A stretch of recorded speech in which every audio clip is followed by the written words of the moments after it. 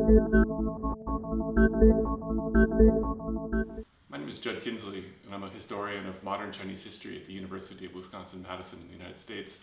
I consider myself a material historian. My first book was on Western China, looking at the circulation of a set of natural resources and raw materials produced in this region, and the demand for those raw materials in China, but also in the Soviet Union, the British Empire, and various places around the world. I'm interested in this book, I'm interested in how these resources help shape patterns of state development, state investment, and settlement in this region, and ultimately how those connect this region to the Chinese nation state in the 20th century. This is part of a larger interest that I have in the material world, and connects to my current book project, which focuses on the extraction of raw materials in southwest China, and ultimately the relationship between the extraction of those materials and the formation of US-China relations in the 1940s and 1950s.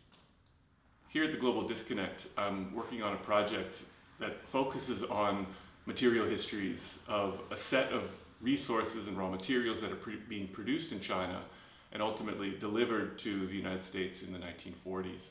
I focus on tungsten ore, tin ore, tung oil, and hog bristles. These are the products that I'm the most interested in and spend a lot of time focusing on. And what I'm interested in is thinking about the individuals in China and the United States who help facilitate the circulation of these goods. And so one of these products that I focus a lot of energy on understanding is tungsten ore. And in particular, I focus on one Chinese businessman, a man named Käte Li, or Li Guoqin in Chinese, and his role in helping move this ore from China to the United States, ultimately to help the American war effort, but also to benefit China in its own war effort against Japan. So I focus on these materials as a way to understand these connections, these material connections that emerge in the 1930s and the 1940s that serve to link China and the United States, but also help in the formation of a larger global system, circulating raw materials, circulating ores, circulating agricultural products. And I think that this system that emerges in the wartime period, and that's created and worked by businessmen like Käte Li in his circulation of tungsten, serve as the foundation and the blueprint for a larger world system that emerges in the post-war period. And so that's sort of the core of this project, is understanding the global system that emerges in the 1940s and continues to impact our world in the 1950s, 1960s, and even today. This connectivity is really critical in this larger project. And so if we think about the circulation of materials like tungsten ore, the role of businessmen like Li Guoqin or Käte Li in circulating this material, these connections that bound China and the United States largely ended in 1949 with the Chinese Revolution.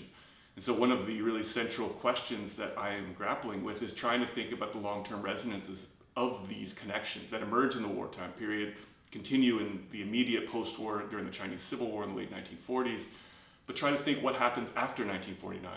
What are the larger resonances of Käte Li's work in facilitating the circulation of tungsten ore to the United States, and the role of American actors and Chinese actors in moving this ore?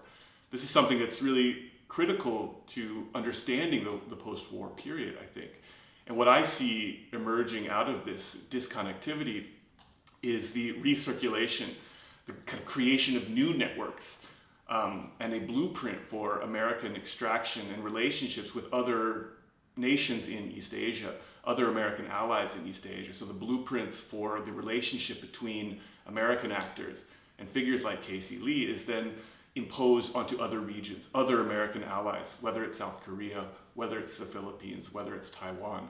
And so this sets of relationships that are forged between American businessmen, American government officials, and Chinese businessmen and Chinese business officials serve as a blueprint for a larger global system that begins to emerge after the war. Even if it doesn't include China, China then serves as the kind of blueprint for this larger system and for the creation of this post-war economic order that the United States is central in and China is no longer a part of.